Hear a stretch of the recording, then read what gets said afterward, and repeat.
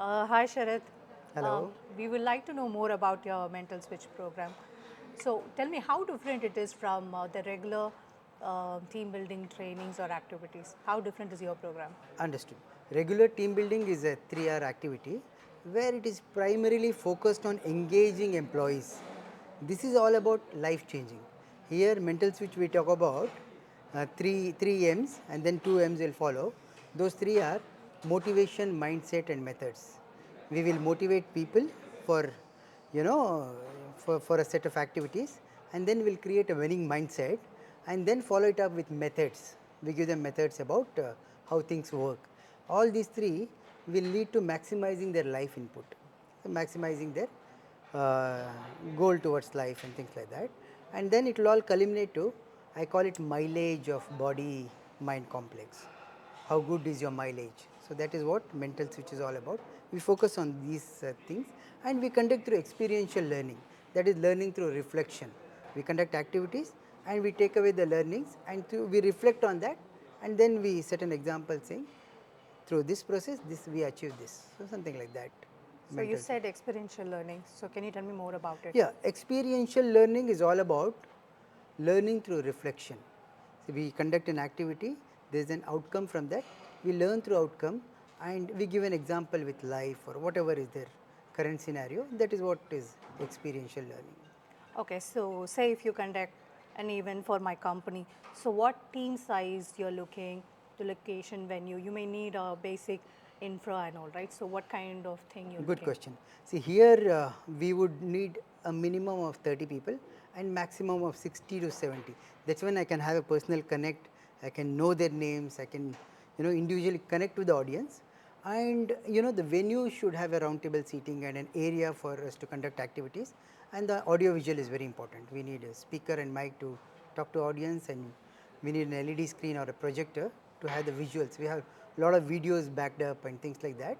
So for that we need a visual thing. That's a very simple basic requirement. We need audio visual and then round table seating and a good venue. Venue preferably client can choose and tell us. We'll do a recce and say whether that is suitable for us. Otherwise we can also recommend venues which is perfectly fit for activities, something like that. So are you open for outstation events, you know? Absolutely, we would love to do that because it's all about mental switch, it's all about transformation. Rather than doing in city limits or a city hotel, you can always move out to resorts. Further, you can move out to outstation where there are hill station and things like that. We are open to it and more than happy to accommodate that request. So is there basic list of cities you cover? Basically, currently we are focusing south, which is Bangalore, Chennai, Hyderabad, Coimbatore. We do Ooty, Kodaikanal, Wayanad. So all these are cities which we cover now. We very soon will target north as well. Okay. You know about the corporate budgets, right? So is it negotiable or? Very important. I mean, good question for us. See, budgets revolve around so many things. See, when we do activities like this, we have our, games materials. We give away nice PR card and pens as icebreaker to the audience. Then we have medals for everyone, the winners, runners, team coming third, we have winners. So there is a set of expenses for that. Then our traveling, our facilitator, our teams. So all this put together, to be very honest, we don't negotiate much on the budget front. We want to keep it that way because a lot of time gets wasted. Even though if I negotiate what the budget they ask, they'll still think, did I do a good bargain there? So that is always lingering in their mind. So that reason I wish not to negotiate on the budget. I don't. So I would like to no negotiation. yeah, no, negotiation is a little harsh word. I would like to say let's leave that alone. Okay. It is completely justified. If you don't like it, if you don't like our activities, then it's absolutely zero for you. So we don't charge even a penny, and we do. I mean, events for government school students and all that. That is, we do at zero budget. So either we charge this amount or zero. There is nothing Okay. in between. No negotiation at all because we don't want to waste your time and our time as well. So. So whatever you mentioned now about gifts, props, everything.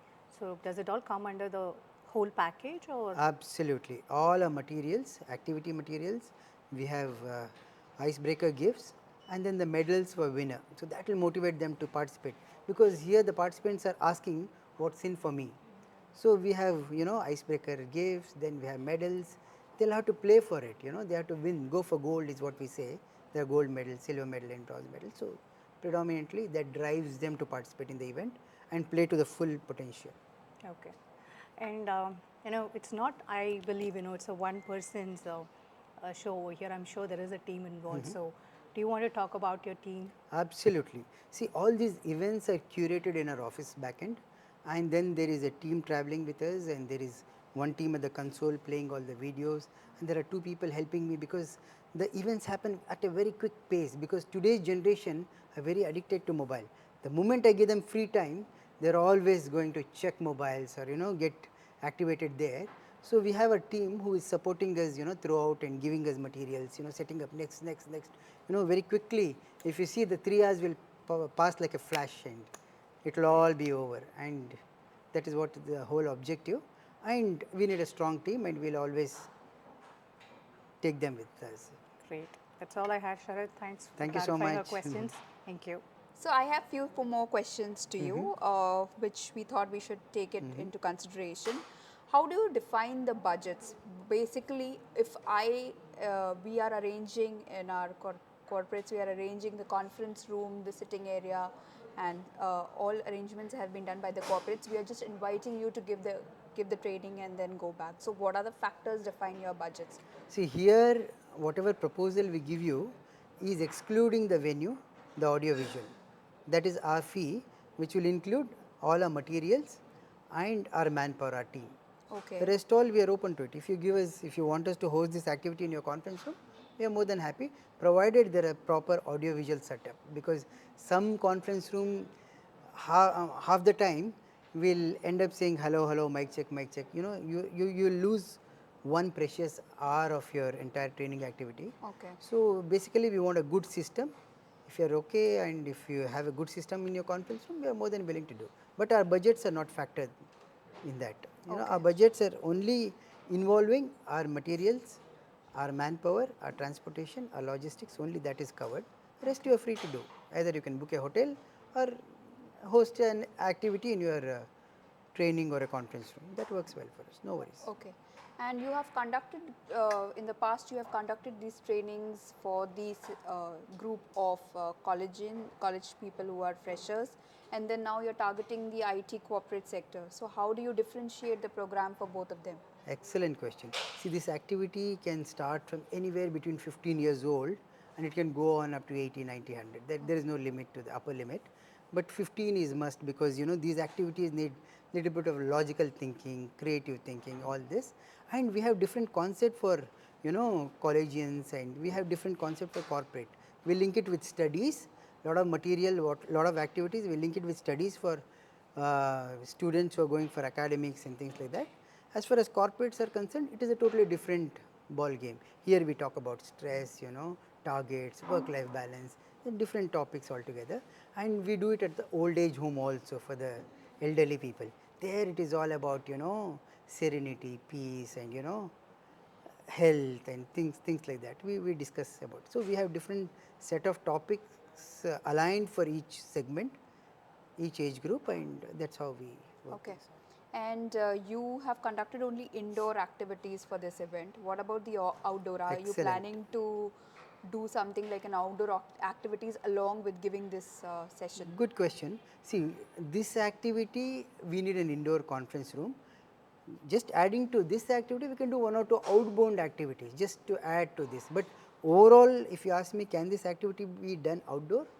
Difficult, very difficult for us, because we do activities with paper and all. Outdoor there is breeze, sometimes heavy sun, rain. It will all affect people. Okay. The teaching and absorption depends from indoor to outdoor. So we always prefer an indoor AC hall with a round table sitting and a space for activity. This is mandatory. If you have a request of we doing one or two outbound games, we are open to it. We can do one or two outbound, again come back inside, and that's how it works. So as per the quotations what we have got, you have a 3 hours and 6 hours activity. So how do you define the 3 hours and 6 hours, and how do you plan to engage the people for that 6 hours of time? Yes, 3-hour activity is called spark. We ignite a spark in people to bring out the best in them. and that we prefer a timing of 10 a.m. to 1 p.m. This is the preferred timing. We are little flexible there, but we are not open to evening slot for this activity because morning works best for them. And there is a second one called deep work. In that we get into details in detail, and it is a lengthy activity. It's a full day activity from 10 a.m. to 1 to 2 lunch, again 2 to 5. So, that activity gives you lot of insights and people take away lot of input. It's a deep work. We get into details of each and every aspect of our teaching, which is motivation, mindset and methods.